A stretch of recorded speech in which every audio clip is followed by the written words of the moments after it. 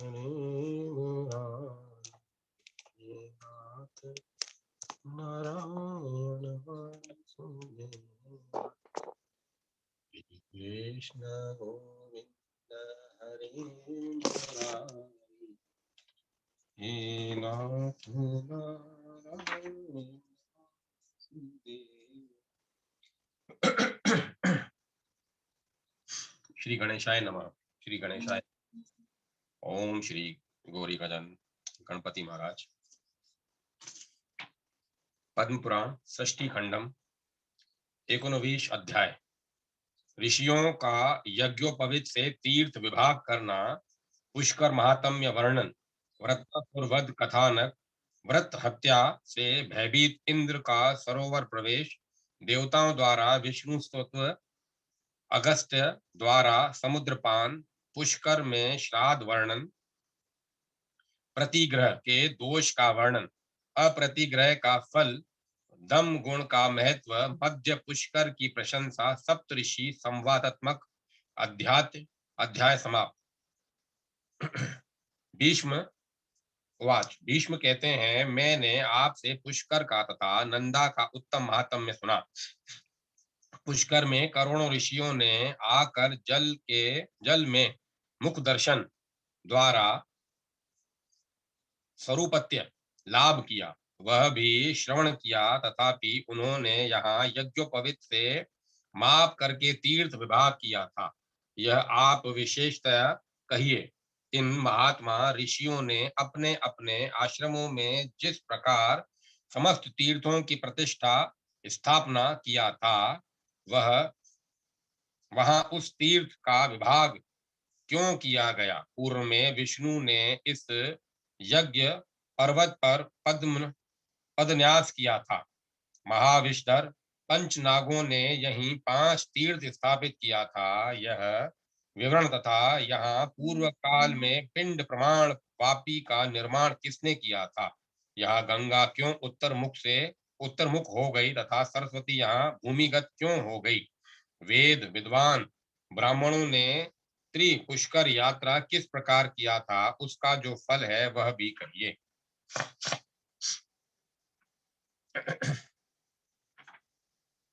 पुलस्त्य मुनि कहते हैं, मैंने इस महान प्रश्न भार की अवतारणा अवतारणा किया है, अतः एकाग्रता पूर्वक इस तीर्थ के महाफल को सुनो। जिसके दोनों हाथ दोनों पैर मन सुसंयत हैं और जिसमें विद्या तप एवं कीर्ति है, उसे ही तीर्थ फल मिलता है। जो व्यक्ति प्रतिग्रह रहित है, जो येन केन प्रकरण संतुष्ट रहता है, जो व्यक्ति अहंकार रहित है, वही तीर्थ फल भोग करता है। हे राजन, जो क्रोध रहित सत्यपरायण दृढ़वती तथा सभी प्राणी गण के लिए आत्मोपम दृष्टि संपन्न है, वे ही तीर्थ फल प्राप्त करते हैं। हे भरतस्तम, यह वृतांत ऋषिगण के अत्यंत गोपनीय यह वृतांत ऋषिगण में अत्यंत गोपनीय है।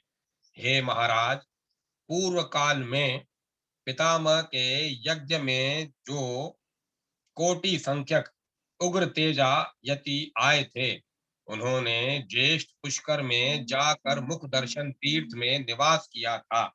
ब्रह्म दर्शन की कामना वाले ये मुनि सतमगण वहां जाकर मुख दर्शन द्वारा अत्यंत स्वरूप होकर अत्यंत हर्षित हो गए। उन भक्ति परायण महर्षि गण ने अपने अपने यज्ञोपवीत के माप की चतुर्दिक भूमि नाप कर तीर्थ विभाग करके यहाँ निवास किया था। उन्होंने 1 करोड़ भाग में इस तीर्थ को बांटा था। यह देखकर पितामह ब्रह्मा उन मनीषी गण के प्रति संतुष्ट हो गए तथा वे वहां आए तथा मुनियों से उन्होंने कहा, आज से तुम लोगों का धर्म वर्धित होगा। इस 1 योजन आयत तीर्थ में जो मनुष्य आएगा, वह रूप लाभार्थ प्रथमतः जो भी अंग प्रथम जल प्लावित करेगा, उसका वह अंग तीर्थ प्रभाव से निश्चित रूप से स्वरूप होगा। यह कोटि ऋषि प्रवर्तित तीर्थ विस्तार में आधा योजन तथा दीर्घता में भी अर्ध योजन है। यह कोटि ऋषि प्रवर्तित तीर्थ का प्रमाण है। हे राजन, अरिंदम भीष्म मानव पुष्कर में गमन मात्र से राजसूयु तथा अश्वमेघ यज्ञ फल प्राप्त कर लेता है। ज्येष्ठ पुष्कर में प्रवेश करने से सरस्वती महापुण्यमयी हो गई। हे राजेंद्र, चैत्र मासीय शुक्ला चतुर्दशी में को यहाँ ब्रह्मादि देवता ऋषि सिद्ध चारण अभिगमन करते हैं। मानव यहाँ अभिषेक करके पितृ देवार्चन निरत हो जाए। ऐसा करने से गोमेघ यज्ञ फल मिलता है तथा वह व्यक्ति अपने कुल का उद्धार कर सकता है। इन महर्षियों ने इस प्रकार यहाँ तीर्थ विभाग किया था। यहाँ पितृगण तथा देवगण को का तर्पण करने से वह व्यक्ति विष्णु लोक के समान स्थान में निवास करता है। यहाँ स्नान करके मनुष्य को चंद्र के समान निर्मल स्वरूप की प्राप्ति होती है। वह तो परम गति रूप ब्रह्म लोक लाभ करता है। मनुष्य लोक में पुष्कर तीर्थ त्रिलोक्य विश्रुत है। पुष्कर नाम से प्रसिद्ध यह तीर्थ महापातक नाशक त्रिलोक्य प्रसिद्ध तीर्थ है। हे राजन, इस पुष्कर तीर्थ में 10,000 करोड़ तीर्थों का त्रिसंध्या में सानिध्य रहता है। हे कुलनंदन, ब्रह्मा के इस तीर्थ में आदित्य वसु रुद्र साध्य गण मरुदगण गंधर्व अप्सरा नित्य सन्निहित रहते हैं। हे महाराज, यहाँ वहाँ देवता दैत्य ब्रह्म ऋषि गण तप करके उसके फल से दिव्य योग संपन्न महापुण्य समन्वित हो गए। जब मनस्वी मानव मन ही मन पुष्कर गमनाभिलाषी होता है, तभी जाने की अभिलाषा करने मात्र से उसके सभी पाप दूर हो जाते हैं। वह देवलोक में विहार करता है। हे महाराज, उस तीर्थ में पितामह ब्रह्मा प्रतिदिन देव दानव गण के मतानुसार निवास करते हैं। हे महाराज, पुष्कर में देवता एवं ऋषि गण तपस्या द्वारा सिद्धि लाभ करते तथा महापुण्य समन्वित हो जाते हैं। वहां पितृगण तथा देवतार्चन में रहते हुए अभिषेक करें। इससे उस व्यक्ति को अश्वमेघ में भी 10 गुणित अधिक फल की प्राप्ति होती है। इस पुष्कर अरण्य का आश्रय लेकर जो मनुष्य एक भी ब्राह्मण को अन्न भोजन कराता है, उसे उस भोजन से ब्राह्मण के प्रसन्न होने पर उस व्यक्ति को 1 कोटि ब्राह्मण भोजन का फल मिलता है। हे भीष्म, वह इस कर्म के फल से इहलोक में तथा परलोक में सुखी एवं मुदित रहता है।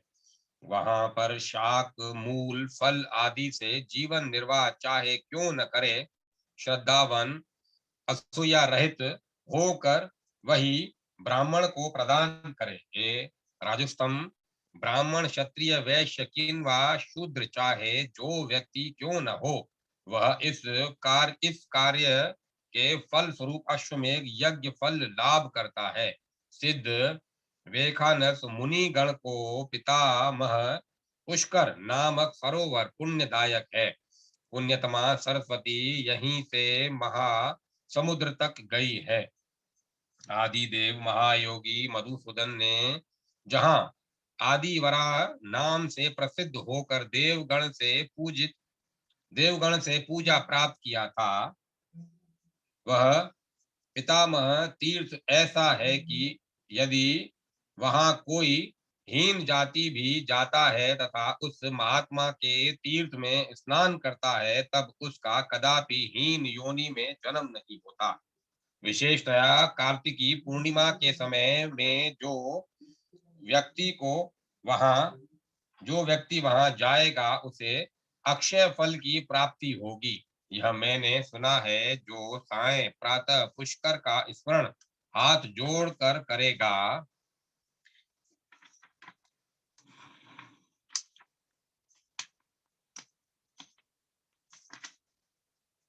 हे कौरव, उसने तो सभी तीर्थों के में आचमन कर लिया। स्त्री पुरुष आदि ने जन्म से लेकर चाहे जितने पाप क्यों न किए हों, पुष्कर में स्नान मात्र से वे सब पाप विनिष्ट हो जाते हैं। पितामह, जिस प्रकार समस्त देवगण के मध्य प्रवर हैं, उसी प्रकार से पुष्कर सभी तीर्थों में आदि है। जो 10 वर्ष तक पुष्कर में शुद्ध भाव से रहते हुए पुष्कर का दर्शन करेगा, उसके फल स्वरूप उस व्यक्ति को सभी यज्ञों के अनुष्ठान का फल लाभ होगा। जिसने 100 वर्ष तक अग्निहोत्र की उपासना किया है, दूसरी ओर जिसने मात्र कार्तिकी पूर्णिमा को पुष्कर में निवास किया है, इन दोनों को मिलने वाला फल समान है। पुष्कर में होम दुष्कर है, वहां तप दुष्कर है, वहां दान दुष्कर है। सबसे बड़ी बात है कि वहां निवास करना अतीव दुष्कर चाहे। वेद के विद्वान ब्राह्मण ज्येष्ठ पुष्कर गमन करें, वे वहां स्नान से मोक्षगामी तथा श्राद्ध करने से पितरों का उद्धार करने वाले हो जाएंगे। जो नाम मात्र से ब्राह्मण हैं, वे भी यदि पुष्कर जाकर संध्या उपासना करेगा, उसने तो 12 वर्ष पर्यंत संध्या उपासना का फल पा लिया, इसमें संदेह न करें। पूर्व में यही बात ब्रह्मा ने कहा था। उसके कुल में कदापि सावित्री के अभिशाप का दोष नहीं होगा। जो द्विज पत्नी पति के संध्या उपासना काल में ताम्र पात्र में संध्या उपासनार्थ जल प्रदान करती है, वह मरणोपरांत स्वर्ग गमन करती है। तदंतर वह ब्रह्मलोक गामिनी होकर वहां ब्रह्मा के 1 दिन पर्यंत निवास करेगी। यदि कोई पुष्कर तीर्थ में एकाकी जाकर भृंगार में जल लेकर संध्या वंदन करेगा, वह भी 12 वर्ष संध्या करने का फल लाभ करेगा। हे राजस्तम, वहां गायत्री द्वारा पितृ तर्पण के प्रवृत्त होने पर यदि उस व्यक्ति की पत्नी उसके समीप में दक्षिण दिक में स्थित रहे, तब उस तर्पण द्वारा पितृगण को 12 वर्षीय तृप्ति लाभ होगा। वहां पिंड प्रदान करने पर उस पुरुष के पितृ 1000 युग तक तथा श्राद्ध दान से अनंत काल पर्यंत तृप्ति लाभ करेंगे। तभी विद्वान लोग विवाह करते हैं। पूर्व काल में पितामह ब्रह्मा ने कहा है कि जो पुष्कर में जाकर श्रद्धा अनुष्ठान के अंत में पिंड प्रदान करते हैं, उनको पुत्र धन धान्य तथा अविच्छिन्न संतति परंपरा की प्राप्ति होती है। हे राजन, अब वहां के आश्रमों का विवरण कहता हूँ। वहां सप्त ऋषि गण का पूर्व काल में प्रतिष्ठित देव सम्मत आश्रम विराजित है। वहां ब्रह्म ऋषियों तथा मनुगण के भी परमाश्रम है। वहां यज्ञ पर्वत के प्रांत भाग में नागों की एक रमयपुरी है। हे महाराज, अभितात्मा अगस्त मुनि के प्रभाव का संक्षिप्त उल्लेख कर रहा हूं, तुम समाहित मन से श्रवण करो। हे भीष्म, पूर्व सतयुग में दानव अत्यंत युद्ध दुर्मद थे। काले नामक दैत्यों का एक दल था। उनका परम दारुण स्वभाव था। उन्होंने वृत्तासुर का आश्रय लेकर देवगण का हनन आरंभ किया।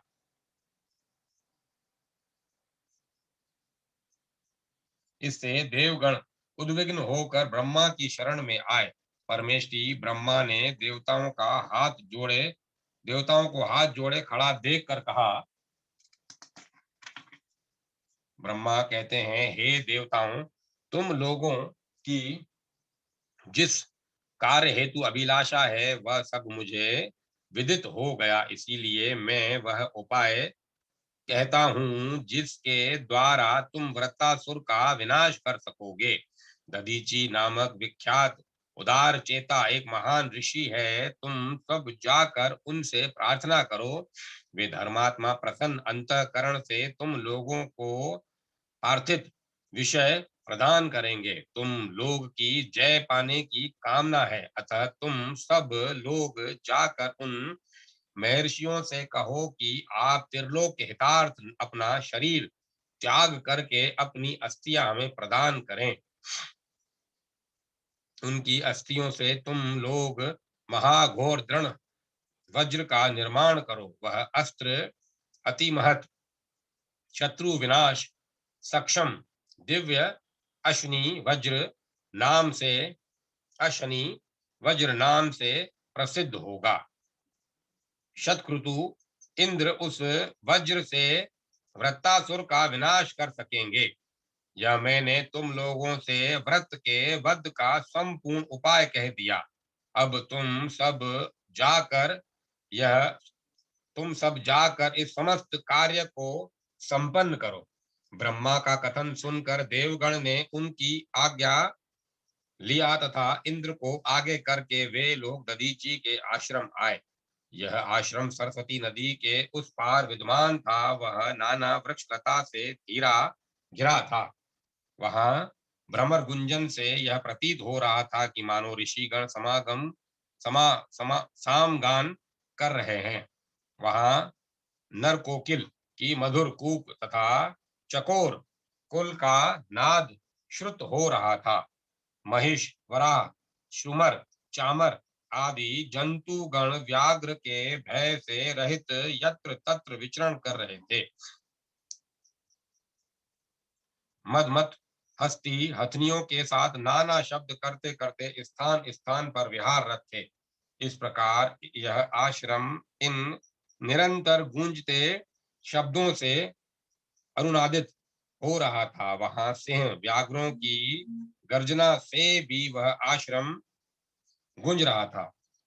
गुहा तथा कंदराओं में रहने वाले मयूर गण अनेक कुंजों में स्थान स्थान पर गुप्त भाव से रहते निनाद द्वारा इस आश्रम को और भी मनोहर कर रहे थे। देवगण ऐसे स्वर्ग के समान आश्रम में दधीची के पास आए। उन्होंने वहां देखा कि सूर्य संप्रभ महर्षि दधीची वहां विराजित है। इससे प्रतीत हो रहा था मानो लक्ष्मी सहित वासुदेव वहां स्थित है। हे राजन, देवताओं ने उनके चरणों की वंदना एवं प्रणाम करके ब्रह्मा के कथनानुरूप वर उनसे मांगा।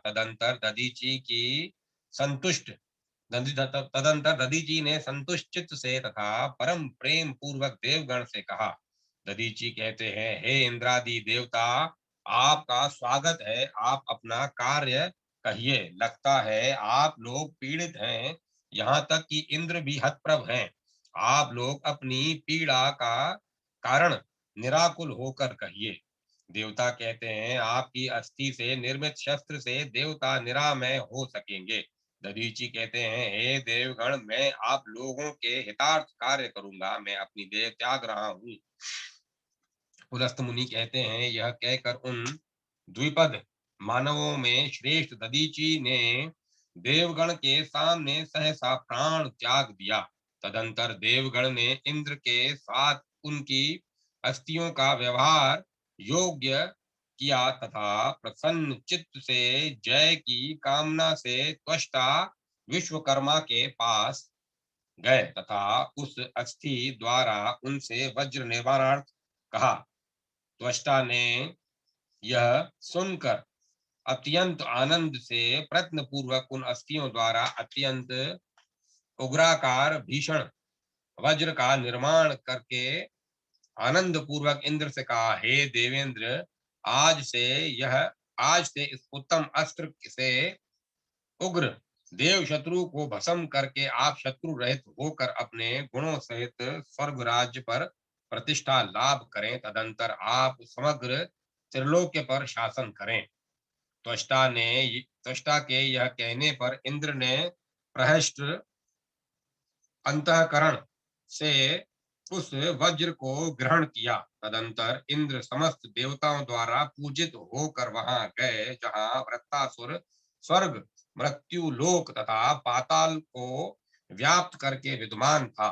वहां शिखर युक्त पर्वत के समान काल के महाकाय दैत्य विविध प्रेरणास्त्र लेकर व्रत की रक्षा कर रहे थे। तदंतर दानवों के साथ देवताओं गण का लोक त्रासात्मक भयानक युद्ध क्षण मात्र में प्रारंभ हो गया। उस समय वीरों के बाहुओं के में उद्धत तथा वेग से प्रक्षिप्त तलवारों से के आघात से विदीर्ण देह का तुमुल शब्द श्रुति गोचर हो रहा था। हे राजन, अंतरिक्ष में घिरे लाल फल के समान मस्तक चारों ओर गिरने से उनसे वहां का भूभाग ढक गया।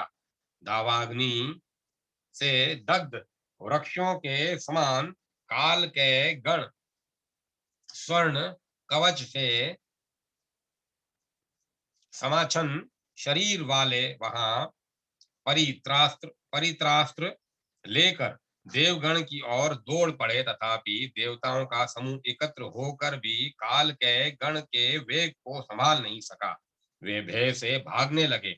जब इंद्र ने देवगण को भयभीत तथा पलायित होते तथा व्रत को बढ़ते देखा, तब वे मोहविष्ट हो गए। तब सनातन विष्णु ने इंद्र को मोहविष्ट देखकर उनके बल की वृद्धि करने की इच्छा से अपने ही तेज द्वारा इंद्र की बल वृद्धि करना आरंभ किया।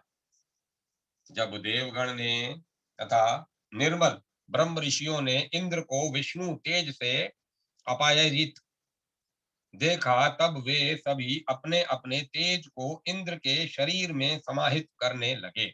उस समय इंद्र, विष्णु, देवता तथा महाभाग ऋषियों के तेज से अपायित होकर बलि हो गए। उस समय वृत्तासुर ने देवराज को बलि जानकर महान निनाद किया।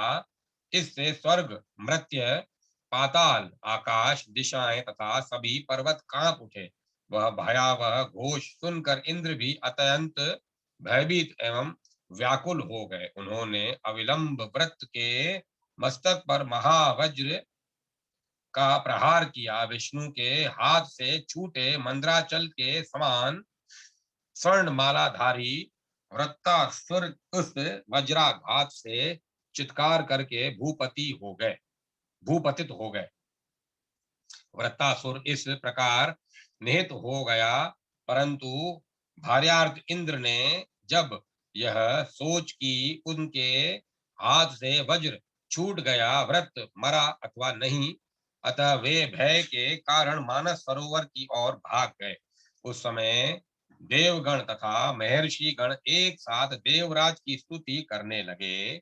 सभी ने तत्परता से एकत्र होकर वृत्तासुर के शोक से दुखी बचे खुचे दैत्यों पर आक्रमण कर दिया। उस समय वे महान असुर देवगण द्वारा आक्रांत तथा भार्यार्थ हो गए। वे वायु वेग से समुद्र में प्रविष्ट हो गए। वे दैत्य गण उस मत्स्य तथा रत्न समाकुल अकुल सागर में प्रवेश करके एक साथ मंत्रणा करने लगे। उनमें से कोई कोई मंत्रणा कुशल दैत्य नाना प्रकार के उपाय कहने लगा।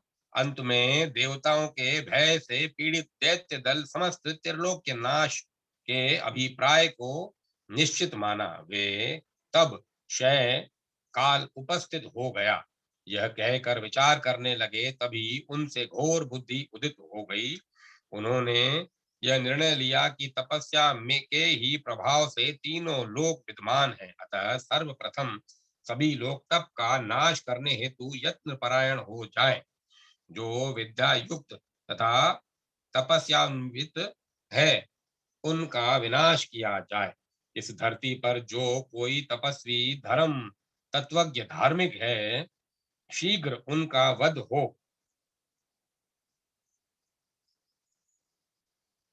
उनके उनके विनाश से जगत नष्ट होगा। असुरगण इस महान लहरों द्वारा रत्नाकर वरुणालय सागर रूपी दुर्ग का आश्रय लेकर तथा उपरोक्त निर्णय लेने से अत्यंत हर्षित हो गए। वे काल के दैत्य वरुणालय सागर में रहते त्रिलोक के नाश का यत्न प्रारंभ करने लगे। वे रात्रि में सागर से बाहर निकलकर पुण्य आश्रमों तथा देवालयों में जो तपस्वी निवास करते थे उन सभी मुनियों का भक्षण करने लगे। उन दुरात्मा में वशिष्ठ आश्रम जाकर 80 तथा सन्निहित वन में 108 तपस्वियों का भक्षण कर लिया। द्विजों द्वारा सेवित पुण्य में च्यवन आश्रम में जाकर 100 फल मूल का आहार करने वाले मुनिगण को वे पापी खा गए। उन्होंने भारद्वाज आश्रम जाकर वहां वायु का तथा जल मात्र का आहार करने वाले 20 मुनियों का भक्षण कर लिया। वे ये असुर रात के समय यह सब करके दिन में सागर में छिप जाते थे। वे दैत्यगण बाहुबल का आश्रय लेकर रात्रि काल में मुनियों के भक्षणार्थ लोकालय में विचरण करते। इस प्रकार वे दीर्घ काल तक करते रहे तथा उनके अनेक मुनियों का उन्होंने संहार कर दिया। हे मनुजुधीप तथापि मनुष्य इस असुर कृत्य को तनिक भी जान नहीं सके। क्रमशः कुछ ही काल में जगत स्वाध्याय वष्टाकार रहित हो गया। यज्ञोत्सव तथा यज्ञ क्रिया नष्ट हो गई। तब कालकेयों के भय से पीड़ित जगत उत्साह रहित हो गया। मनुष्य लोग इस प्रकार क्रमशः क्षीणमान होने लगे। तब वे अपनी रक्षा के लिए भयभीत होकर दसों दिशाओं में भाग गए। भय से पलायन करके ब्राह्मणों में से कोई कोई दल से अलग होकर गिरी गुहा में चले गए। कोई कोई का भय से प्राण चला गया। कोई कोई परम दर्प से भरपूर शूर महायोद्धा लोग दानवों के अनुसंधान में अत्यंत तत्पर होकर लग गए। तथापि सागर में आश्रय लिए दानवों को कोई भी खोज नहीं सका। वे सभी इस प्रयत्न से क्षयभूत होकर यमलोक सिधार गए। हे राजन, दैत्यों के इस प्रकार से अत्याचार से जगत में यज्ञ तथा उत्सव क्रिया लुप्त हो गई। तब जगत शांत एवं आनंद रहित हो गया। यह देखकर सभी देवता इंद्र के साथ उसके प्रतीकारार्थ भय पूर्वक मंत्रणा करने लगे। वे वेंकुट जाकर अपराजित नारायण के पास गए। वहां जाकर देवगण ने मधुसूदन से कहा। देवता कहते हैं, हे प्रभु, आप समग्र जगत के तथा हमारे सृष्टा रक्षक तथा प्रतिपालक हैं। संसार का समस्त सचल अचल आपके ही द्वारा सृष्ट है। हे पुष्करेषण, पूर्व में आपने जगत कल्याणार्थ वराह रूप धारण करके समुद्र मग्ना धरती का उद्धार किया था। हे पुरुषोत्तम, आपने पूर्व काल में नरसिंह मूर्ति धारण करके महावीर आदि दैत्य हिरण्यकश्यपु का नाश किया था। सभी प्राणी गण से अवध्य महान असुर बलिराज को आपने अपने वामन रूप धारण करके त्रिलोक्य से विच्युत कर दिया। जम्ब नामक प्रसिद्ध असुर महायोद्धा तथा यज्ञ विध्वंसक था। आपने उस क्रूर असुर को कौशल पूर्वक इंद्र द्वारा निहत कराया था। आपके ये सब कार्य इतने हैं कि उनकी गणना नहीं हो सकती। हम सब देवता अत्यंत भयभीत हैं। हे प्रभु, आप ही हमारी एकमात्र गति हैं। हे देव देवेश्वर, इसीलिए हम लोक रक्षणार्थ आपसे कहने आए हैं। आप इस महाभय से समस्त लोकों की देवगण की तथा देवेंद्र की रक्षा करिए। आपकी कृपा से ही चतुर्विध प्रजा वृद्धि होती है। हव्य कव्य से देवता तथा पितृगण वृद्धि प्राप्त करते हैं। इससे देवगण की वृद्धि तथा प्रजा वर्ग की वृद्धि होती है। इस प्रकार से इस अन्योन्यतया समाश्रित प्रक्रिया से देवता तथा मनुष्य आप्यायित होते हैं। वे आपके प्रभाव से निरुद्धगिन तथा आपके द्वारा परिरक्षित होते हैं। तथापि इस समय यदि सभी के लिए एक महाभय उपस्थित है, रात्रि के समय न जाने कौन आकर ब्राह्मणों का नाश कर रहा है। ब्राह्मणों के क्षीण होने पर धरती का श्रेय होगा। हे महाबाहो, आपकी कृपा हो तथा समस्त लोगों का नाश न हो। आपके रक्षण से सभी लोग रक्षित रहें, ऐसा करिए। श्री विष्णु कहते हैं, हे देवगण, मुझे प्रजा के श्रेय का कारण ज्ञात है। तुम लोग विगत ज्वर होकर श्रवण करो। वह कहता हूँ, काल के नामक जो विख्यात अति दारुण दैत्य दल है, वे वृत्तासुर का दिमन देवराज कृतक वध देकर जीवन रक्षा हेतु सागर में प्रवेश कर गए। विविध घोर जलचरों से भरे सागर में छिपकर वे रात्रि से बाहर निकलते हैं। वे भूलोक को नष्ट करने की कामना से मुनियों का वध करते हैं। समुद्र में छिपे रहने से उनका श्रय कर सकना संभव नहीं है। अतः जिस प्रकार पहले समुद्र का श्रय हो सके, तुम लोग वैसी बुद्धि लगाओ। विष्णु का यह कथन सुनकर ब्रह्मा के पास गए तथा उनके आदेशानुसार वे लोग अगस्त्य आश्रम पहुंचे। वे कहते हैं कि वहां तेज राशि महात्मा दीप्त तेजा वरुण पारुण अगस्त ऋषि मुनियों द्वारा इस प्रकार उपासित हो रहे हैं जैसे ब्रह्मा देवताओं से पूजित होते हैं। तब देवताओं ने महात्मा तपो राशि स्वकर्मानुष्ठान में सावधान मित्रावरुण नंदन मुनि अगस्त से कहा।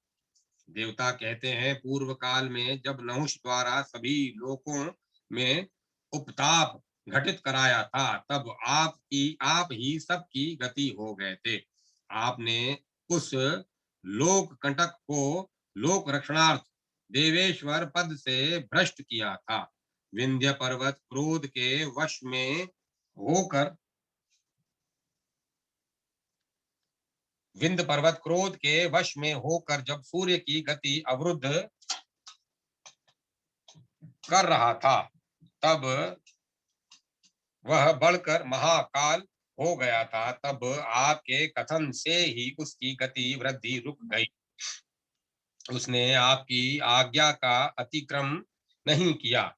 उसकी पुनः वृद्धि रुक गई। लोक जब तपोव्याप्त होकर मृत्यु द्वारा नितांत पीड़ित था, तब आपको ही नाथ स्वरूप पाकर सबको परम निवृत्ति प्राप्त हो गई। हम सब अत्यंत भयभीत हैं। आप हमारी गति हो जाइए। तभी हम सब आपसे प्रार्थना करते हैं, आप हमें वर दीजिए। भीष्म कहते हैं, क्रोध से मूर्छित विंध्य पर्वत किस लिए सहसा बढ़ने लगा था? हे महामुनि, यह सुनने की मेरी अत्यंत इच्छा है। पुलस्त उवाच। मुनि पुलस्त कहते हैं, हे भारत, सूर्य नित्य उदय काल में स्वर्णमय पर्वत राज मेरु की प्रदक्षिणा करते हैं। यह देखकर विंध्याचल ने सूर्य से कहा, हे भास्कर, आप नित्य प्रति मेरु की जिस प्रकार से प्रदक्षिणा करते हैं, मेरी भी उसी तरह से प्रदक्षिणा करिए। सूर्य ने विंध्य का यह वाक्य सुनकर उससे कहा, मैं अपनी इच्छा से मेरु की प्रदक्षिणा नहीं करता। जिन्होंने जगत का निर्माण किया है, उन्होंने ही मेरे भ्रमण के पथ का निर्देश दिया है। हे परंतप भीष्म, सूर्य का यह वचन सुनकर विंध्य क्रोध में भर गया। वह चंद्र सूर्य का पथ रोध करने के लिए बढ़ने लगा। उसके पश्चात सभी देवगण देवेंद्र के साथ उस महापर्वत के पास गए, उसे बढ़ने से रोकने का प्रयास किया, परंतु विंध्य पर्वत ने किसी की बातों को नहीं माना। यह देखकर देवता लोग, धार्मिक तपस्वी गण के प्रधान, अद्भुत दीप्त वीर्य आश्रमस्थ आर्य मुनि अगस्त्य के पास गए। वे वहां उनसे प्रार्थना करने लगे। देवगण कहते हैं, हे मुनीश्वर, शैलराज विंध्य क्रोध से भरकर चंद्र, सूर्य तथा नक्षत्रों का गतिरोध अपना आकार बढ़ाकर करना चाह रहा है। उसको रोकने के लिए आपके अतिरिक्त अन्य को सामर्थ्य नहीं है।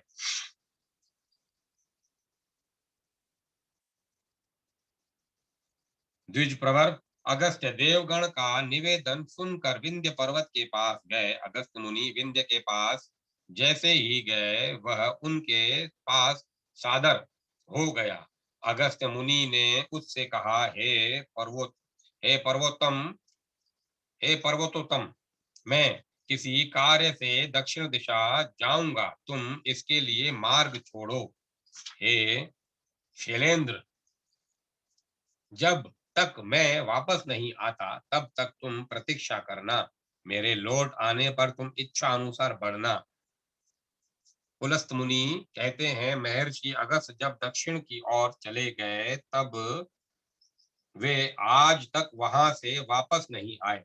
हे भीष्म, तुमने मुझसे जो जिज्ञासा किया था, वह सब तुमसे कह दिया। विंध्यागिरी जिस कारण से अगस्त के प्रभाव का कारण नहीं विंध्यागिरी जिस कारण से अगस्त के प्रभाव के कारण नहीं बढ़ा, वह समस्त विवरण मैंने कहा है। हे राजन, तदंतर अगस्त्य द्वारा देवगण काल के असुरों का विनाश कर सके, वह तुम श्रवण करो। देवगण का निवेदन सुनकर अगस्त्य ने कहा, तुम लोग जिस कार्य से आए हैं, आप लोग किस कार्य से आए हैं? आप लोग मुझसे क्या वर चाहते हैं? देवगण ने अगस्त्य का कथन सुनकर उन महामुनि से कहा, हे महात्मन, हम आपसे एक अद्भुत वर चाहते हैं। हे देव ऋषि, आप सागर पान करें, हमारी यही कामना है। आप जब इस महासागर का पान कर लेंगे, तब हम काल के नाम वाले दैत्यों के वेरी इन दैत्यों तब हम काल के नाम वाले देवताओं के वेरी इन दैत्यों का विनाश उनके परिजनों सहित कर सकेंगे। देवराज का यह कथन सुनकर मुनि अगस्त ने कहा, यही हो, मैं आप लोगों का उपकार करने वाली अभिलाषा पूरी करूंगा। हे सुव्रत भीष्म, इसके पश्चात मुनि अगस्त तपोनिष्ठ मुनियों तथा देवगणों के साथ सागर तक आए। उस अद्भुत कार्य देखने की कामना से वहां मनुष्य, सर्प, गंधर्व, यक्ष, किन्नर आदि सभी प्राणी गण ने अगस्त्य का अनुगमन किया।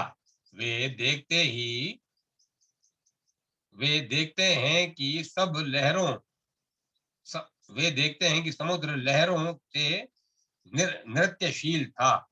वह वायु द्वारा गर्व करता प्रतीत हो रहा था। इसमें इतना फैन था मानो वह सबका उपहास कर रहा हो।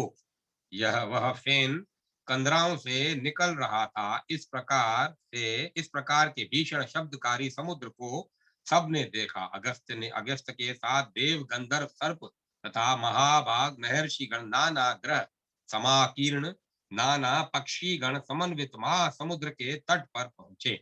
वरुण नंदन भगवान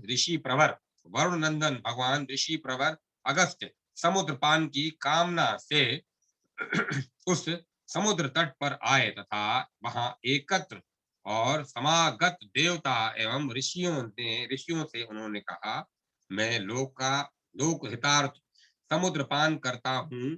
अब आप लोगों का जो कर्तव्य है उसे शीघ्र करें। मित्रावरुण के पुत्र अगस्त ने इतना कहकर सभी के समक्ष उस समुद्र का पान प्रारंभ कर दिया। इंद्र के साथ समस्त देवताओं ने अगस्त्य द्वारा समुद्र को पिए जाता जब देखा, वे परम विस्मय से भर गए। वे विशेष स्तुतियों से महर्षि अगस्त का अभिनंदन करने लगे। देवता कहते हैं, हे प्रभु, आप हमारे परित्राता तथा विधाता हैं। इस लोक में एकमात्र आप ही प्रकृत प्रजावर्धक हैं। आपकी कृपा से समग्र जगत समयक उन्नति लाभ करता है।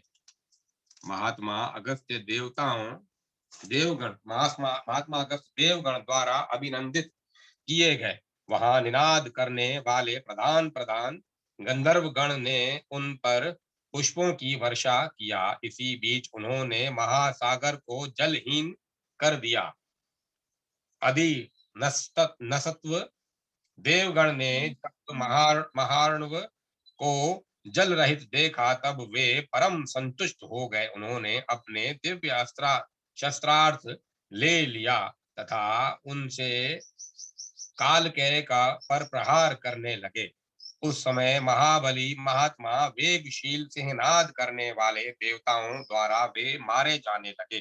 काल के दानव उस समय वेगवान महात्मा देवगण के इस आक्रमण वेग को सहन नहीं कर सके, तथापि उन्होंने भयानक वेग से मुहूर्त पर्यंत तुमुल युद्ध किया। वे इससे पहले भावित आत्मा मुनिगण की तपस्या के प्रभाव से दग्ध प्राय हो गए थे। इस समय वे परम यत्न करने पर भी क्रमशः देवगण के हाथों मृत्यु होने लगे।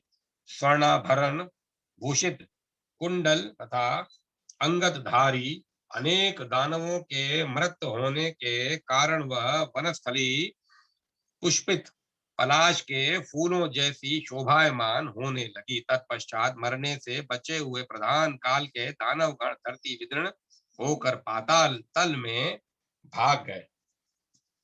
जब देवताओं ने दानवों को मृत हो गए देखा, तब वे मुनि पुंगव अगस्त्य का सतव अनेक वाक्यों से करने लगे। उन्होंने कहा, हे महाभाग, आपकी कृपा से सभी लोगों को महान सुख मिला है। आपके ही तेज से भीम विक्रमी कालकेय का वध हो सका है। विप्र श्रेष्ठ, इस लोक भावन समुद्र को आप पुनः भर दीजिए। आपने जिस जल का पान किया है उसे उलट दीजिए। देवगण का यह वचन सुनकर मुनि प्रवर भावित आत्मा अगस्त्य ने कहा, मैंने वह जल पचा लिया। अब आप लोग समुद्र को पुनः जल से भरने हेतु अन्य उपाय का चिंतन करें। भवित आत्मा अगस्त्य देव का यह कथन सुनकर सभी देवता विस्मृत तथा विषण हो गए।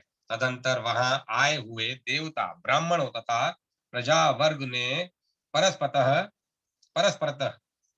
आज्ञा लिया तथा मुनि श्रेष्ठ अगस्त्य को प्रणाम करके प्रस्थान किया। हे राजन, ब्राह्मण आदि सभी लोग अपने अपने स्थान पर चले गए। देवगण भी विष्णु के साथ पितामह के यहाँ गए। पितामह के यहाँ जाकर सभी ने हाथ जोड़कर उनसे सागर को पुनः जल पूर्ण करने विषयक प्रार्थना किया। लोक पितामह ब्रह्मा ने उनसे उस लोक पिता ब्रह्मा ने उस समय उन सब से कहा, हे देवताओं, तुम लोग अपनी इच्छा के अनुसार अपने अपने स्थान पर जाओ। दीर्घ काल में यह सागर अपना स्वाभाविक भाव जल पूर्ण स्थित धारण करेगा। महाराज भागीरथ अपने ज्ञातिगण के उद्धारार्थ इसे गंगा प्रवाह से पुनः भर देंगे। यह कहकर ब्रह्मा देव ने देवगण तथा ऋषियों को विदा किया तथा उन्होंने स्वयं संतुष्ट चित्त से ऋषि तब अगस्त से कहा, हे मुनिवर, तुमने दानव गण का वध साधन करके महान देव कार्य संपन्न कर दिया है। तुम्हारे इस कार्य से देवता विपदा से पार हो गए। जब अब तुम्हारी जो कामना हो वह वर मांगो, मैं प्रदान करूंगा। अगस्त ऋषि ने ब्रह्मा का कथन सुनकर उनको प्रणाम करके कहा, हे देव, मैंने यहाँ रहते देव कार्य साधित किया, अतएव मेरा यहाँ एक आश्रम अन्य सभी आश्रमों से उत्तम हो। हे प्रभु, आपको आपके कहने मात्र से यही होगा, इसमें संदेह नहीं है। ब्रह्मदेव कहते हैं, जो लोग पुष्कर यात्रा करेंगे उनका समस्त कार्य अक्षय होगा। वे यहाँ आकर इस कुंड में स्नान उपरांत पितृ देवताओं को तर्पण एवं देवार्चना करें। उनके द्वारा यहाँ किया गया यह सब कार्य अक्षय फलप्रद होगा। यहाँ आकर अत्युत्तम द्रव्यों से अर्घ्य सजाकर अर्पित करके पूरी एवं अपूप प्रधान द्विजों को दान करें। ऐसे लोगों को स्वर्ग में निवास मिलेगा। वहां श्राद्ध करने से पितृगण कल्पांत तक तृप्त रहते हैं। यदि कोई व्यक्ति कंद मूल फल द्वारा यहाँ मुनियों को तृप्त करता है, वह सप्तऋषि लोक में दीर्घ काल निवास करता है। लोग यज्ञ पर्वत पर आरोहण करके गंगा निर्गम का दर्शन करके यह देव नदी जहाँ से उत्तरमुखी होकर पुष्कर की ओर निकली, वहां स्नान करके पितरों एवं देवताओं के अर्चन में तत्पर रहे। ऐसे व्यक्ति को अश्वमेध यज्ञ का फल मिलता है, इसमें संशय नहीं है। हे मुनीश्वर, वहां अन्न तथा पेय पदार्थ के दान का अक्षय फल होगा। जहाँ एक ही ब्राह्मण को भोजन कराने से कोटि संख्यक ब्राह्मण भोजन का फल मिलेगा। पृथ्वी के इस स्थान में स्नान मात्र से ही मानव वियोनि जन्म से छुटकारा पाता है। वह व्यक्ति जो कोई भी कामना करेगा वह सिद्ध होगी। यह स्थानों में परम स्थान एवं तीर्थों में सर्वोत्तम है। हे मुनि श्रेष्ठ, मेरे वरदान से यह स्नान सभी स्थानों में परम स्थान तथा तीर्थों में से सर्वोत्तम तीर्थ कहा जाएगा। स्त्रियों ने किन्वा पुरुषों ने अपने जन्म से लेकर कितने ही पातकों को किया हो, वह सब संचित पातक वहां स्नान मात्र से नष्ट हो जाएंगे। लोक पितामह ब्रह्मा ने यह कहकर मुनिसुत्तम अगस्त्य का वहां रहने हेतु आमंत्रण करके स्वस्थान के लिए प्रस्थान किया। वे हे परंतप अगस्त मुनि भी अपने आश्रम में रहने लगे। हे कुरु श्रेष्ठ, यह मैंने तुमसे अगस्त्य आश्रम की उत्पत्ति का कर विवरण कहा। अब सप्त ऋषियों के आश्रम की उत्पत्ति वार्ता कहता हूँ। अत्रि, वशिष्ठ,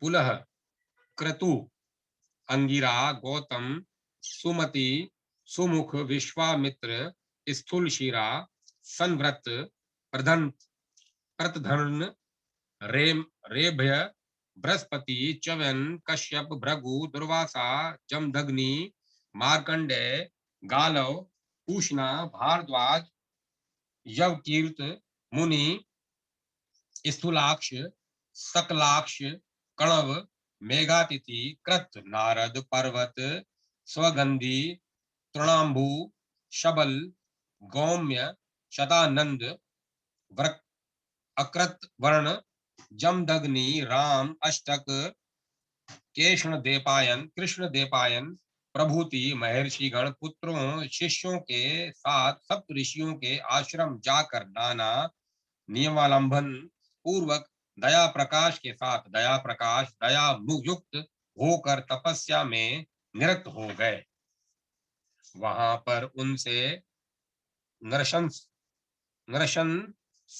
नृशंसतारहित बुद्धि, जय, धैर्य, तप, सत्य, क्षमा, आर्जव, दया, दान तथा जप प्रतिष्ठित हो गया।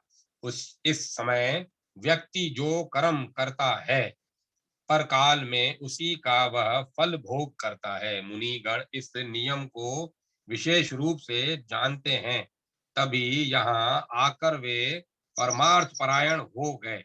वहां नास्तिक, चोर, अजितेंद्रिय, नरशंस, चुगलखोर, कृतघ्न की वा अभिमानी नहीं रह पाते। इस क्षेत्र पुष्कर में निर्मम, ममता रहित तथा निरहंकार मानव ही जा पाते हैं। वहां महात्मा गण को रोग, जरा, मृत्यु नहीं होती। वहां काम, क्रोध, लोभ, मद, द्रोह, मोहादि द्वारा आक्रांत विषयी मूढ़ लोग प्रवेश भी नहीं पा सकते।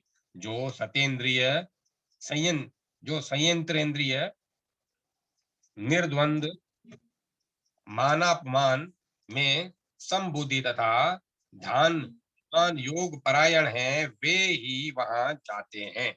वहां जो लोग यम यातना से बचने के लिए इन आश्रमों में रहकर यथोक्त आचार नियम का पालन करते हुए वहां रहते हैं, उनको महोदय लोकों की प्राप्ति होती है। जो मनसा वाचा कर्मणा प्राणीगण की हिंसा नहीं करते,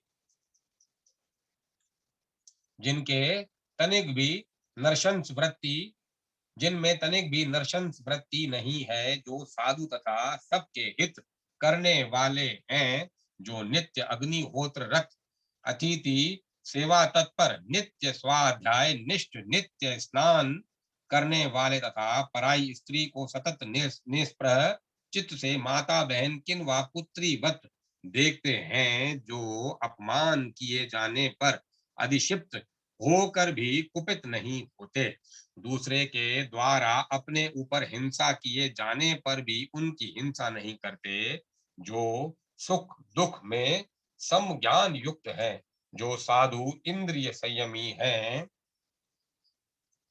जिन्होंने पूर्व में इस धरती मंडल का विचरण करके दर्शन किया है, ऐसे सभी महात्मा इस क्षेत्र में समाधि योग का चिंतन करके सनातन ब्रह्म लोक का दर्शन करते हैं।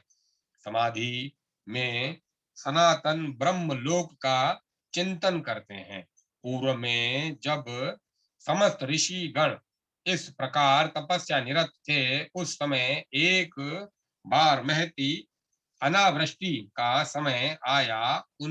उसके फलस्वरूप समग्र भूमंडल में के लोग क्षुधा से त्रस्त होकर नितांत कष्ट पाने लगे। जब क्रमशः यह लोक अन्न रहित हो गया, तब इन महर्षि गण ने अत्यंत क्षुधा पीड़ित होकर आत्मरक्षार्थ एक मृत बालक लाकर उनको पकाना प्रारंभ किया। तभी तत्कालीन राजा लोगों के कलेश का नाश करने की इच्छा से यत्र तत्र पर्यटन करता इन महर्षि गण के पास आया। तब उसने यह मृत बालक शवपाक का दृश्य देखा। वह विषाद से आर्त होकर कहने लगा। राजा कहता है, यह देखा गया है कि ब्राह्मणों के लिए प्रतिग्रह दान लेना अनिंदित वृत्ति है। हे मुनि, आप मुझसे प्रतिग्रह लीजिए। आप लोग यह मांस पाक न करें। उत्तम ग्राम, ब्रही, यम, रस, रत्न, स्वर्ण, गौ, धेनु, जो इच्छा हो वह ग्रहण करिए। ऋषिगण कहते हैं, हे राजन, प्रतिग्रह घोर कार्य है। वह प्रथमतः मधु के समान मधुर स्वादायुक्त लगने पर भी परिणाम में रसहीन एवं विषवत है। हम यह जानते हैं, अतः आप किस लिए इस विषय में हमें प्रलोभन दे रहे हैं। एक चक्री 10 सुना के समान होती है, एक ध्वजी 10 चक्री के समान होता है, एक वेश्या 10 ध्वजी तुल्य होती है। तथा एक राजा 10 वेश्या के समान होता है। वास्तव में एक शोणिक 10 गुना वास्तव में एक शोणिक 10,000 सूना परिलाचित करता है। सूना मांस विक्रेता चक्री तेली कोलू के से तेल निकाले, ध्वजी मद विक्रेता शोणिक शराब बनाने वाला। एक राजा उसके समान है, अतः राजा से दान लेना घोर कार्य है। हे ब्राह्मण, लोभ मोहित होकर राजा से प्रतिग्रह लेता हे जो ब्राह्मण लोभ मोहित होकर राजा से प्रतिग्रह लेता है, उसे तामी तामी स्त्रादि घोर नरक में गिरना होगा। हे महाराज, आप अपना दान द्रव्य अपने साथ ले जाएं, वह अन्य लोगों का प्रदान करें वह अन्य लोगों को प्रदान करें, आपका मंगल हो। यह कहकर ऋषिगण वन में चले गए। तदंतर राजा के आदेश से उनके मंत्रीगण ने वहां से जाकर गुलर में स्वर्ण भरकर वहां की भूमि में बिखेरा।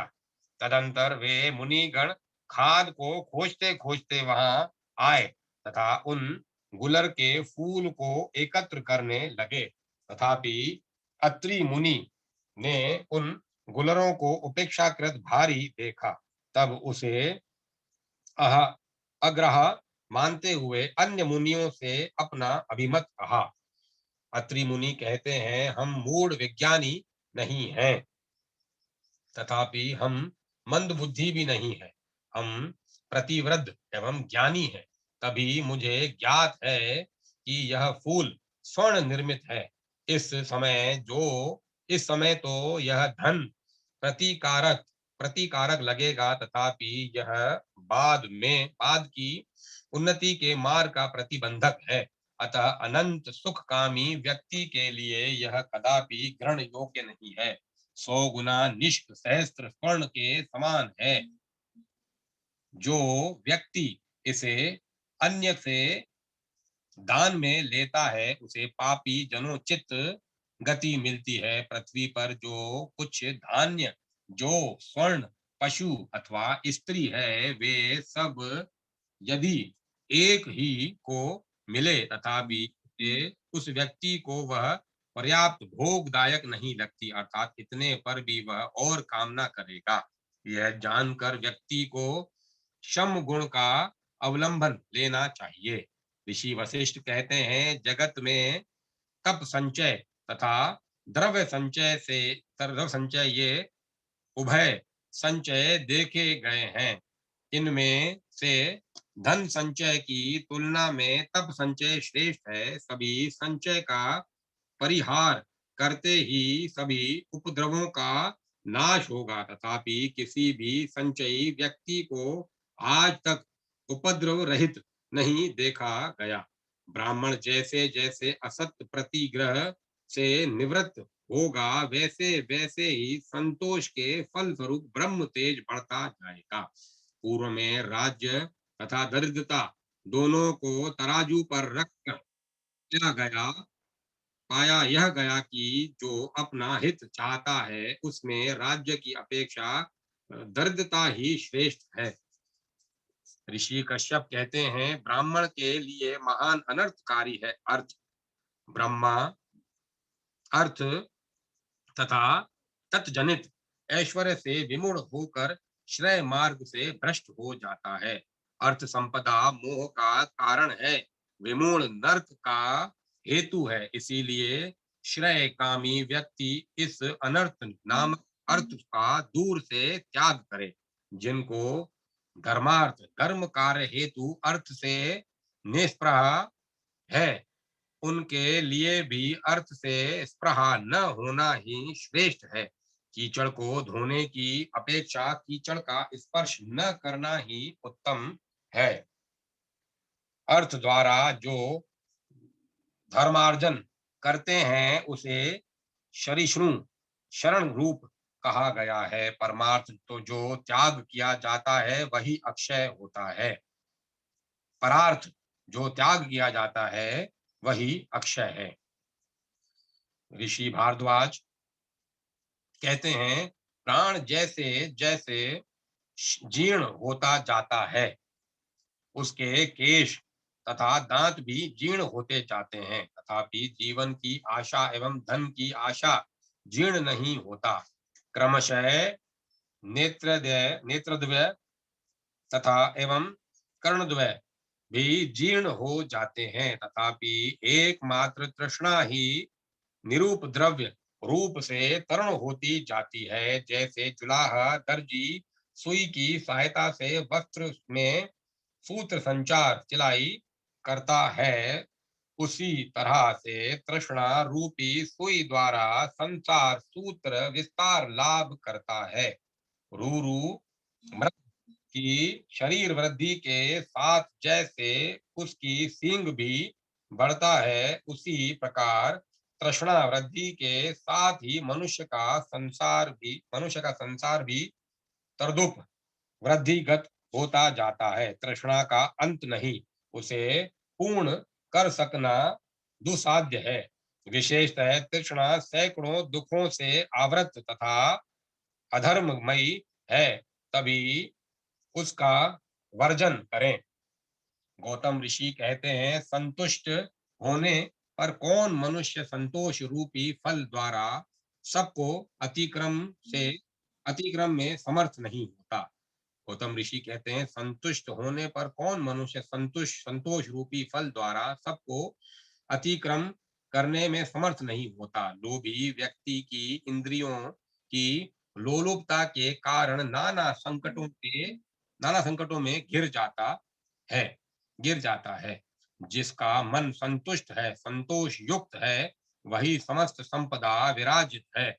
जिसने पादुका पहन रखा है, उसे तो समस्त धरती चमराव्रत अनुभूत होगी। संतोष नामक अमृत पान से तृप्त शांत चेता मनुष्य को जो सुख है, धन लोभ हेतु इतस्ततः दौड़ने वाले को वह सुख कहाँ।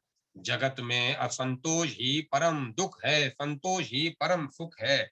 सुख चाहने वाला सदा संतुष्ट रहे। विश्वामित्र मुनि कहते हैं, काम्य पदार्थ की कामना करने पर यदि वह कामना किसी तरह से सफल हो जाती है, तथापि उसके पश्चात पुनः अन्य कामना का उदय होता है। वह कामना बाण के समान चित्त को विद्ध करती है। काम्य विषय का उपभोग करने पर भी कामना कभी शांत नहीं होती, तथा संयोग से जैसे अग्नि वृद्धि से जैसे धृत संयोग से जैसे अग्नि वृद्धि प्राप्त करती है, तथा प्रथमतः कुछ मंद होकर पुनः विस्तृत रूप से बढ़ जाती है, उसी प्रकार कामना पुनः विशेष रूप से बढ़ जाती है। जैसे शयन बाज पक्षी युक्त वृक्ष की छाया में गए कपिल कपिल जल पक्षी की जो गति होती है, उसी प्रकार व्यक्ति मोहवशात कामना की अभिलाषा करके कभी सुख नहीं पा सकता। जो इस चारों सागर की सीमा में बद्ध समग्र पृथ्वी का भी भोग कर गए हैं, ऐसे राजा तथा जो स्वर्ण एवं पत्थर में समदर्शी सन्यासी हैं, उन दोनों में सन्यासी कृतार्थ है। राजा तथापि कृतार्थ नहीं है।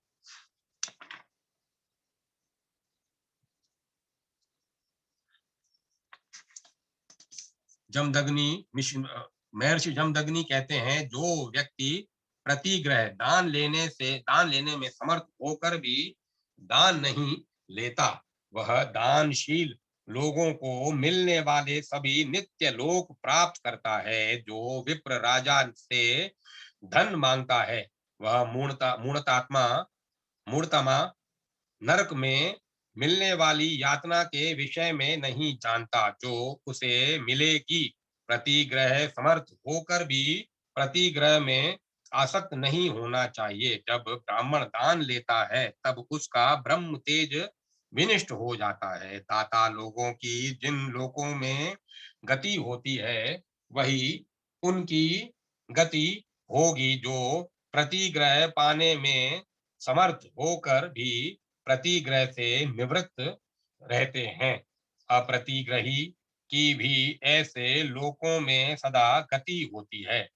अरुंधति कहती हैं, जिस प्रकार विष तंतु जल में रहता हुआ विस्तृत होता है, आदि अंत रहता तृष्णा भी सतत देह में रहती बढ़ती जाती है।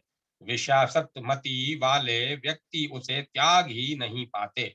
जो देह के जीर्ण होने पर भी जीर्ण नहीं होती, जो प्राणांतक रोग स्वरूप है, उस तृष्णा का त्याग करने पर ही वास्तविक सुख मिलता है। चांडाल कहता है, चांडाल कहता है, वे ये लोग क्षमतावान होकर भी शक्तिहीन की तरह प्रतिग्रह से डर रहे हैं। यही देखकर मैं भी प्रतिग्रह से भयभीत हो रहा हूँ। पशु सख कहते हैं, सदा धर्म परायण विद्वान लोग जो आचरण करते हैं, आत्महित के अभिलाषी शिक्षित व्यक्ति के लिए वही करना विहित है। द्रणवती ऋषि गण इस प्रकार से कहकर उन सभी स्वर्ण गर्भ वाले फलों को वही त्याग कर स्थानांतर में चले गए। वे लोग विचरण करते मध्यम पुष्कर गए। वहां सहसा समागत शुनसख शुनसक नामक प्रसिद्ध परिवराजक हो परिवराजक को उन्होंने देखा। तदंतर वे सभी ऋषि इन परिवराजक के साथ कुछ दूर वन में गए। वहां देखते हैं कि वहां एक कमलों से पूर्ण वृहद जलाशय है। उस सरोवर के तट पर जाकर वे लोग बैठ गए। इस दुर्भिक्ष के कैसे मंगल इस दुर्भिक्ष में कैसे मंगल लाभ हो, यह विचार करने लगे। उस समय मुनि शुनशक ने उन क्षुधार्थ मुनिगण से कहा, आप सब कहिए कि इस क्षुधा का क्लेश किस प्रकार का हो रहा है। तब मुनिगण ने एक साथ कहा। मुनि कहते हैं, शक्ति खड़ग गदा चक्र तोमर बाणादि से आहत होने पर जो वेदना होती है, उस वेदना को तो क्षुधा वेदना से पराजित कर दिया। श्वास, कुष्ठ, श्रय, अष्टिला, ज्वर, अपरस्मार, शूल प्रभृति व्याधि से भी कलेश होता है। बोध हो रहा है कि वे सभी कलेश क्षुधा कलेश से बढ़कर नहीं है।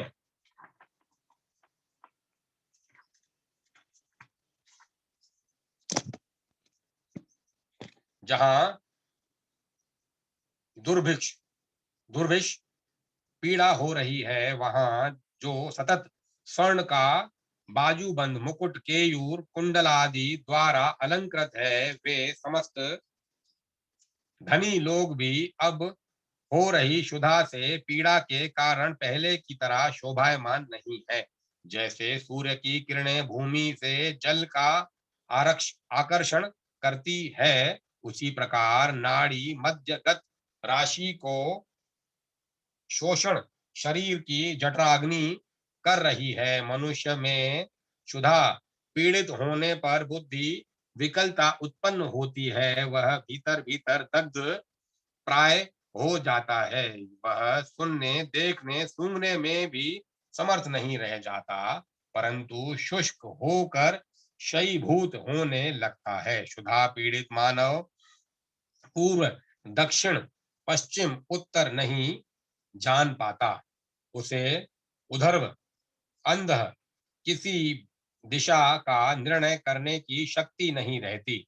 मुकत्व, बधिरत्व, जड़त्व, पंगुत्व, भैरत्व, ये सब क्षुधा द्वारा अत्यंत विकराल रूप से बढ़ जाता है। मनुष्य क्षुधा पीड़ितावस्था में पिता, माता, पुत्र, पत्नी, पुत्री, भ्राता, किन्वा सभी आत्मियों का त्याग कर देता है। क्षुधार्थ व्यक्ति की सत्य असत विवेक शक्ति लुप्त हो जाती है। उसके निमित्त पिता, देवता, गुरु, ऋषि, किन्वा अभ्यागत जैसे पूज्य जन की भी वह सेवा नहीं कर पाता। इस संसार में अन्नहीनों की यही गति होती है। लोक में अन्न से श्रेष्ठ न तो कुछ है, न था न होगा। समस्त जगत का मूल अन्न है। सब कुछ सब कुछ अन्न पर प्रतिष्ठित है। पितृ, देवता, दैत्य, यक्ष, राक्षस, किन्नर, मनुष्य, पिशाच सभी अन्न में कहे गए हैं। कुकड़, कोए, श्वान, मूषक, बिलवासी, मत्स्य, कीट, चींटी सभी अन्न पर निर्भर हैं। तभी सर्व यत्न से अन्न प्रदान करें। अन्न के से तृप्ति मिलती है। अन्न प्रदान से शाश्वती अक्षय स्थिति लाभ होता है। तप, सत्य, जप, होम, ध्यान, योग, परागति, स्वर्ग, सुख प्राप्ति यह सब अन्न से ही प्रवर्तित है। चंद्र, वरुण, याम्य, कुबेर लोक तथा गोलोक एवं ब्रह्म लोक सभी अन्न पर प्रतिष्ठित हैं। हे राजन, चंदन, अगुरु, धूप, शिशिर में ईंधन दान, ये सब दान अन्न दान का 16वां हिस्सा भी नहीं है। उदान प्रदान करना, वृक्षोत्सर्ग, आयतन, देव मंदिर निर्माण ये सब कार्य भी अन्न दान का 16वां हिस्सा भी नहीं है। पानीय, भूमि तथा गोदान को एक और तथा दूसरी ओर अन्न दान को देवगण के में रखकर देखा कि इन सब दोनों में अन्न का दान ही विशेष दान है। अन्न से ही बल, प्राण, तेज, पराक्रम प्राप्त होता है। अन्न से ही तेजोत्पत्ति होती है तथा अन्न से ही तेज बढ़ता है। पौंड्रिक, अश्वमेध, उकथ, शोणशिक यज्ञ, अग्निष्टोम, त्रिरात्र, राजस्यु, महाधन युक्त यज्ञ, सोत्रामणि, वाजपेय, मनुष्य, पक्षु ये सभी अन्न से ही प्रवर्तित होते हैं। सभी यज्ञों का विस्तार अन्न से ही होता है। पर्वत, नदी, काननों से युक्त पृथ्वी दान उसने सविधि कर दिया, जो सर्वदा अन्न दान करता है। जो भूखे को सश्रद्ध भावेन अन्न देता है, उसके सभी ब्रह्म इत्यादि पातकों को यह अन्नदान समाप्त कर देता है।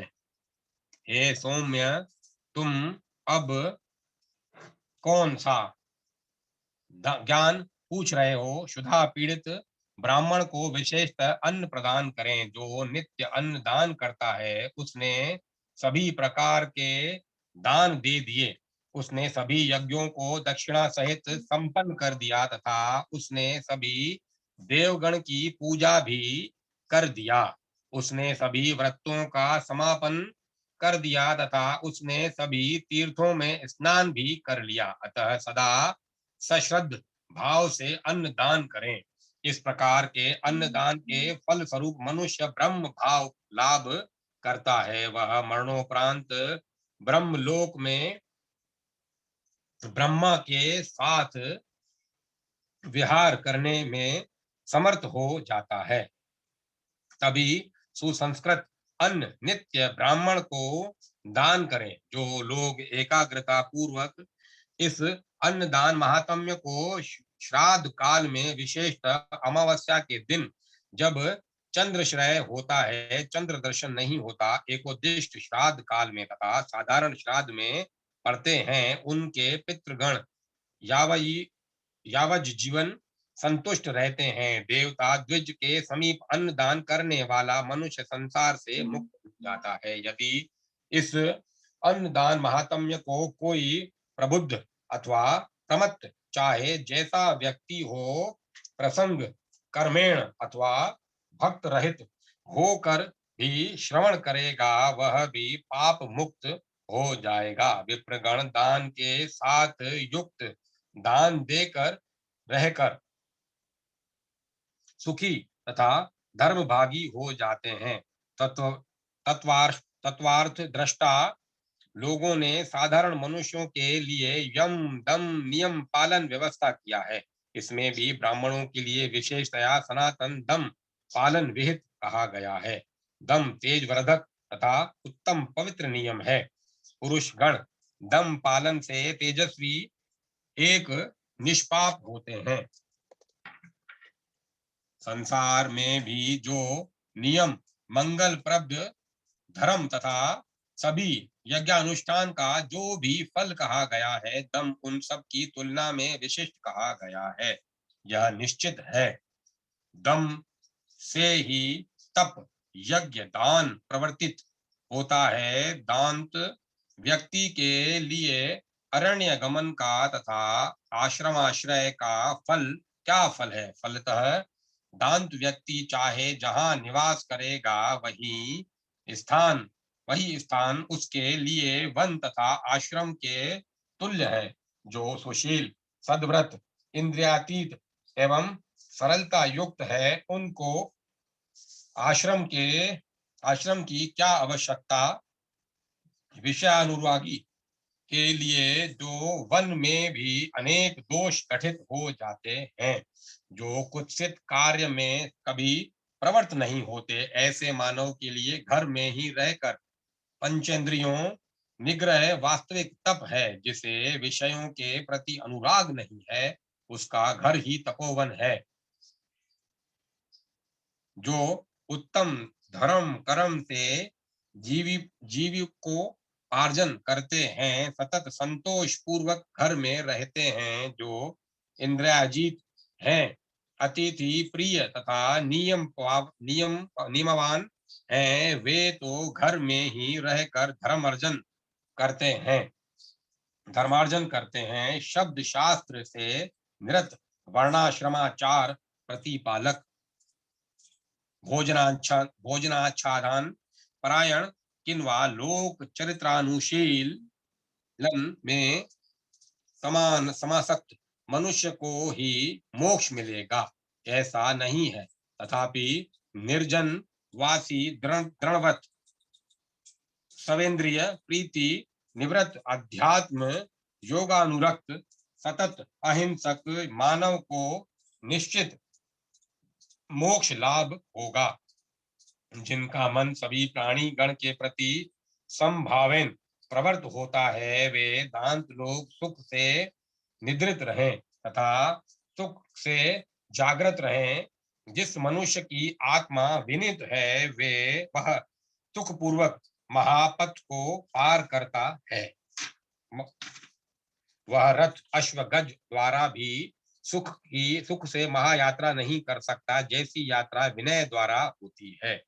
दम रहित आत्मा अत्यंत हानिकारक है। अत्यंत क्रोधित यमराज, दलित सर्प किन्वा नित्य क्रुद्ध शत्रु भी दम रहित आत्मा जैसी क्षति नहीं पहुंचा सकते। यम नहीं, आत्मा भी यम है। यम तो यम नहीं है, आत्मा ही यम है। जिसने आत्मा को संयत कर लिया, वही विशेषतया यम कहलाने योग्य है। मनुष्य यम यम कहकर व्यर्थ उद्विग्न होते हैं। जिसने आत्मा को संयत कर लिया, यम उसका क्या बिगाड़ेगा? मांसाहारी तथा अन्य लोगों से ही प्राणी गण को सतत भय रहता है। विधाता ने इसीलिए उनको संयमित करने के लिए दंड की सृष्टि किया है। दंड ही प्राणी गण का रक्षक है, दंड ही प्रजापालक है। यह दुर्जय दंड ही पापी गण को पाप से रोकता है। जिस दंड में धर्म प्रतिष्ठित है, वही दंड श्याम वर्ण, युवा, लोहित वर्ण नेत्र वाला तथा मनुष्यों पर शासन करता है। आश्रमों में दम ही उत्तम व्रत है। जिन चिन्ह को देखकर व्यक्ति को दांत कहा जाता है, वे उन सभी लक्षणों को कहता हूं। मैं उन सभी लक्षणों को कहता हूं। अकार अकार्पण्य, अपाकृष्य, संतोष, कर्म, श्रृंखला का पालन, असूया, गुरु सेवा, प्राणी गण पर दया, अपिनुष्यंता, ये सभी दया के अंतर्गत 6 शांति बुद्धि ऋषियों द्वारा कहे गए हैं। हे पार्थिव, धर्म, मोक्ष तथा स्वर्ग को भी दया के अधीन कहा गया है। जो अपमान से क्रोधित तथा सम्मान से हर्षित नहीं होते, जो दुख सुख दोनों में घिर घिर धीर दुख सुख दोनों में धीर रहते हैं, वे ही शांत कहे गए हैं। शांत मनुष्य सुख पूर्वक निद्रा भोग करता है, वह सुख पूर्वक जागता है, परंतु अवमंता पुरुष इस स्थिति में विनिष्ट विनष्ट हो जाता है। अवमंता निरंकुश, कुत्सित। अतः अपमान होने पर भी व्यक्ति स्वस्थ शांत रहे, इसी कारण अपमानित व्यक्ति अपमान करने वाले का कदापि अनिष्ट चिंतन न करे। अपने धर्म मत की सभी विद्वान व्यवस्था यह है कि सब काल में सबके लिए हितकर अथवा रुचि संगत हो, ऐसा नहीं होता। यह विवेचना करके परधर्म की निंदा से निवृत्त रहें। किसी के द्वारा दुर्व्यवहार किए जाने पर भी उस व्यक्ति के प्रति आक्रोश वाक्यों का प्रयोग न करके उस समय भी अपने दोषों का ही चिंतन करें। जिस प्रकार वस्त्र शरीर को आवृत रखता है, तदनुरूप दम भी उसी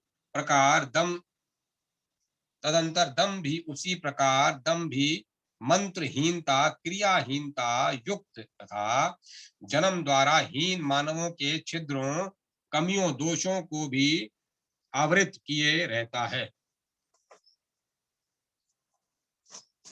जैसे देह के अंगों में दोष को वस्त्र छुपाए रहता है, जैसे देह के अंगों के दोष को वस्त्र छुपाए रहता है, जो दम नहीं जानते उसका अध्ययन व्यर्थ जाने। दम ही शास्त्र शिक्षा का मूल है, दम ही सनातन धर्म है। इस स्थूल द्रव्य से मोहित मानव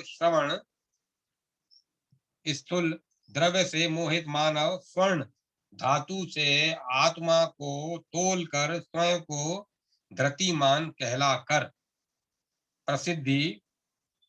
प्रसिद्ध होते हैं। तथापि उचित यह है कि वस्तुतः स्वर्ण अर्थात सुप्रशस्त दम द्वारा ही आत्मा की तुलना करें, वे ही धृतिमान तोलने वाले कहे जाएंगे। समस्त व्रतों में दम ही अंतिम आश्रय है। इस संसार में यदि कोई द्विज दम रहित है, तब वह षडंगाध्यायी वेदज्ञ होने पर भी पूज्य नहीं है। सहित पढ़ा षडंग सहित पढ़ा गया चारों वेद भी दमहीन मानव को पवित्र कर सकने में सक्षम नहीं है, परंतु उसका सांख्य ज्ञान, योग, कुल महिमा, जन्मोत्कर्ष, तीर्थाभिषेक आदि निरर्थक हैं। योगज्ञ द्विज अपमान से ही अमृत ऐसे तृप्त हो जाएं, उसी में संतोष माने। सम्मान को विष के समान है समझें। अपमान से तपोवृद्धि होती है, सम्मान से तप श्रेय होता है। अर्चित पूजित विप्र उसी प्रकार निस्सार होकर प्रस्थान करता है, जैसे दुग्ध दोहन के पश्चात गो निस्सार हो जाती है। पुनः वह गो तृण एवं जल से अपयातित होती है, उसी प्रकार ब्राह्मण भी जब होमादि से अपाहित होता है, जो अपने सुकृत का दान करके दुष्कृत धो लेता है, उस आक्रोशित व्यक्ति के समान कोई सुहृद नहीं है। अर्थात जो आक्रोश करता है वह जिसके प्रति आक्रोश कर रहा है उसके दुष्कृत्य को स्वयं धोएगा तथा अपने सुकृत उस व्यक्ति को दे जाएगा, तभी उसे सुहृद कहा गया। जो आक्रोश कर रहा है उस पर कदापि आक्रोश न करें, अपना क्रोध संवरण करके रहें। जो ऐसी स्थिति में आत्म संयम करता है उसने तो आत्मा को अमृत से सिंचित कर दिया। कपाल पात्र का व्यवहार वृक्ष के नीचे आश्रय, कुवस्त्र धारण, एकाकी अवस्थान, किसी भी पदार्थ की अपेक्षा न करना तथा ब्रह्मचर्य पालन, ये सब कार्य परम गति प्रदाता है। काम क्रोध जय कर सकने पर अरण्यवास का क्या काम। अभ्यास से शास्त्र, शील से कुल, गुणों द्वारा मंत्र को एवं सतव द्वारा क्रोध को धारण करें। जो व्यक्ति समुत्पन्न क्रोध को धारण करके क्रोध रहित भाव से वाणी का प्रयोग करता है, भूतल पर ऐसे व्यक्ति की समानता करने वाला कौन है।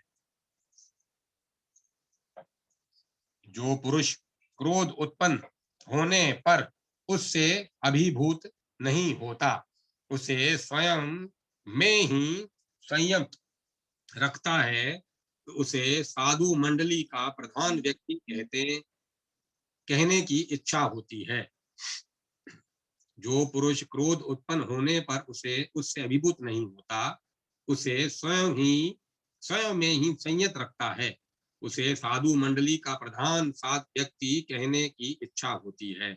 मैंने तुमसे धर्म के गोपनीय नियमों को विशेषतया कहा है। यह ब्रह्मा द्वारा सृष्ट सनातन तप की राशि के स्वरूप है। यागकारी गण का एक लोक है, तपस्वी लोगों का एक अन्य लोक है, दम युक्त लोगों का भी अन्य एक लोक है। ये सभी परम पूजित हैं। क्षमावान के संबंध में मात्र एक दोष है, द्वितीय दोष नहीं है। वह दोष यह है कि क्षमाशील को संसार में निर्बल, प्रतिकार रहित, असमर्थ माना जाता है। इनमें अन्य दोष है ही नहीं। वास्तव में यह दोष न होकर प्रज्ञावान लोगों का क्षमा रूप बल है। जो लोग क्रोध काल में क्रोध को प्रशमित करना जानते हैं, वे मात्र उसी के फल से इष्ट एवं पूर्त कर्मों का उत्तम फल लाभ करते हैं। क्रोधित होकर जो कुछ जप होम आदि तथा पूजन करते हैं, उनका किया सब उसी प्रकार व्यर्थ हो जाता है, जैसे टूटे घट में भरा जल। जो व्यक्ति प्रातः उठकर इस पुण्यमय दमाध्याय का पाठ करेगा, वह धर्म रूपी नौका पर बैठकर दुर्गम संसार सागर को पार कर लेगा। जो द्विज इस दमाध्याय को सतत अन्य लोगों को सुनाएगा, वह ब्रह्म लोक लाभ करेगा, वह वहां से कदापि च्युत नहीं होगा। अब तुम मुझसे धर्म का सार सर्वस्व उपदेश श्रवण करो। यह सुनकर चित्त में धारण करो। उपदेश यह है कि जो स्वयं के लिए प्रतिकूलन लगे वह व्यवहार अन्य के प्रति न करें। जो पर स्त्री को मातृवत, पराय धन को मिट्टी के ढेले के समान तथा सभी प्राणी गण को आत्मवत देखते हैं, वे ही वास्तविक दृष्टि वाले हैं। जो पाक वैश्वदेव के लिए करता है, दूसरों के लिए जीता है। मात्र पुत्र उत्पत्ति के लिए मैथुन करता है तथा जिसका जीवन स्वर्ग प्राप्ति के लिए है, वही उसी प्रकार सर्वश्रेष्ठ है, जैसे धातुओं में स्वर्ण। हे राजन, सर्वभूत हित साधन रूप इस दम महात्म्य का अध्ययन करने वाला अंत में मुक्ति पाने का अधिकारी हो जाता है। उन मुनिगण ने शुनशक से यह सब कहा तथा वे लोग शुनशक के साथ सरोवर तट पर बैठ गए। वे लोग उस सुविस्तृणी सुविस्तीर्ण जलपूर्ण पद्म तथा उत्पल से ढके सरोवर को देखकर उसमें उतरे तथा प्रचुर मृणाल तोड़कर उसे सत्वाकार निबद्ध करके तट पर फेंका तथा पुनः जल क्रीड़ा संपन्न करने लगे। जब वे जल से बाहर आए तब उन सभी ने तट पर आने पर अपने अपने मृणाल स्तवक को तट पर नहीं पाया। यह देखकर वे लोग परस्पर यह कथा कहने लगे। ऋषिगण कहते हैं, हम पापी क्षुधा से अभी तक है। किस नृशंस ने आहार की कामना से हमारे मृणालों का हरण करा लिया। हे द्विजोतम, एक दूसरे पर संदेह करके इस प्रकार जिज्ञासा करने लगे। हे राजन, अंत में सभी ने शपथ ग्रहण का निश्चय किया। ऋषि कश्यप कहते हैं, हम में से जिसने भी मृणाल चोरी किया है वह सर्वत्र सर्वद्रय हरण करता है। वह गच्छित धन आत्मसात करे, उसे कुट सात्विक झूठी गवाही का फल मिले। जिसने मृणाल चोरी किया है वह दंभ पूर्वक धर्माचरण करे, राजा की सेवा करे। जिसने मृणाल हरण किया है वह झूठ बोले, नित्य विषयों का सेवन करे तथा वह लेकर शुल्क लेकर कन्या दान करे। वशिष्ठ कहते हैं, जिसने भी मृणाल हरण किया हो वह ऋतु काल के अतिरिक्त काल में स्त्री संग करे, वह दिन में शयन करे, परस्पर अतिथि भाव ग्रहण करे। जिस गांव में मात्र एक कुआं है वहां रहे, वह वृषलीपति ब्राह्मण के साथ रहे। भारद्वाज कहते हैं, जिसने मृणाल चोरी किया है वह समृद्धि द्वारा अहंकारी नरशंस मत्सर युक्त चुगलखोर स्वभाव करे। वह मृणाल चोर आक्रोष्टा के प्रति आक्रोश करे, ताड़ित होकर ताड़न करे, वह रस द्रव्य बेचे। गौतम मुनि कहते हैं, जिसने भी मृणाल हरण किया है अतिथि के आने पर उसके लिए वह पृथक पाक करे, सदैव शूद्रान भक्षण करे। जिसने मृणाल चोरी किया है वह दान करके सबसे बखाने पर स्त्री से संतोष पाए तथा अकेले मिठाई खाए। विश्वामित्र ऋषि कहते हैं, जिसने भी मृणाल चुराया है वह सदा कामासक्त, दिन में मैथुन रत तथा सतत पातकी रहे। जिसने मृणाल चोरी किया है वह पराय उपवाद को सबसे कहे, पर नारी सेवन करे, पर निंदा करता रहे। जिसने भी मृणाल चोरी किया है वह दुर्मति मानव माता पिता की अवज्ञा करे, माता के प्रति जघन्य बुद्धि रखे। मृणाल की चोरी करने वाला सदा परपाक भोजन करे, पर नारी सेवन करे तथा वेद विक्रय करे। जमदग्नि मुनि कहते हैं, जिसने मृणाल चोरी किया हो वह जन्म जन्म में परशेत्यक प्राप्त करे, वह सर्वधर्म क्रिया रहित हो जाए। शुनशक कहते हैं, जिसने भी मृणाल चोरी किया हो वह न्याय न अनुसार वेदाध्ययन करे, वह अतिथि प्रिय ग्रस्त हो, सदा सत्य बोले। जिसने मृणाल चोरी किया है वह नित्य अग्नि में होम करे, ज्ञानाष्ठान करे तथा ब्रह्म लोक प्राप्त करे।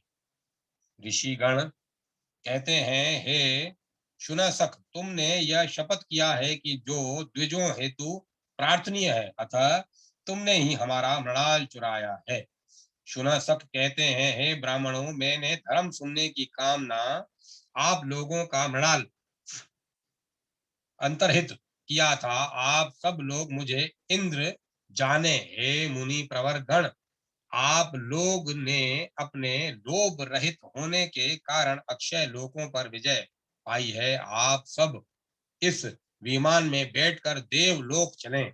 तदंतर शुनशक को इंद्र जानकर उन वाक्य विशारद मुनियों ने उनसे कहा, जो यहाँ आकर मध्यम पुष्कर में प्रवेश करेगा तथा यहाँ 3 रात्रि उपवासी रहेगा, उसे वांछित फल की प्राप्ति होगी। वनवासी लोगों हेतु 12 वर्ष की दीक्षा विहित है, वहां उनको समग्र फल मिलेगा, इसमें संशय नहीं है। वह कोई भी दुर्गति भोग नहीं करेंगे। वे परिवार जनों के साथ सुखानुभव करेंगे तथा देहांत होने पर वे ब्रह्मलोक में ब्रह्मा के 1 दिन तक निवास करेंगे। पुलस्त मुनि कहते हैं, यह कहकर वे मुनिगण प्रसन्नता पूर्वक इंद्र के साथ देवलोक चले गए। इन महर्षि गण ने पूर्वोक्त अनेक प्रकार से प्रलुब्ध किए जाने पर भी तनिक लोभ नहीं किया। तभी वे देवलोक जाने में समर्थ हो गए।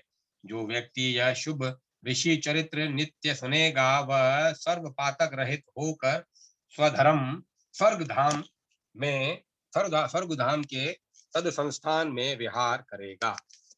19वां अध्याय समाप्त। और मैं कथा को यहीं विराम देता हूँ। कल अपन 20वां अध्याय का पाठ करके